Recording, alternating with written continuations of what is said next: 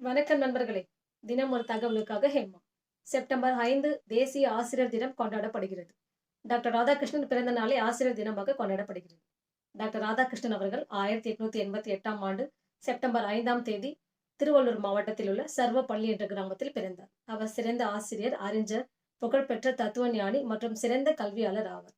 Doctor Radhakrishnan அவர்கள் திருத்தணி, திருப்பதி, வேலூரில் உள்ள பள்ளிகளில் பயின்றார். பின்னர் சென்னையில் உள்ள கிறிஸ்துவ கல்லூரியில் தத்துவம் பயின்று முதுகலை பட்டம் பெற்றார். அவர் பல்வேறு புத்தகங்களை எழுதியுள்ளார். அதில் இந்திய தத்துவமும் சமயமும் ஆன்மீகமும் போன்ற புத்தகம் குறிப்பிடத்தக்கவை. சென்னையில் உள்ள மாநில கல்லூரியிலும் மைசூர், கல்கத்தா, ஆந்திரா போன்ற பல்கலைக்கழகங்களில் பேராசிரியராக பணியாற்றினார். 1952ஆம் ஆண்டு இந்தியாவின் முதல் துணை ஜனாதிபதியாகவும் 1962ஆம் ஆண்டு இந்தியாவின் 2வது ஜனாதிபதியாக தேர்ந்தெடுக்கப்பட்டார். 1954ஆம் ஆண்டு இந்தியாவின் உயரிய விருதான பாரத ரத்னா விருது அவருக்கு வழங்கப்பட்டது.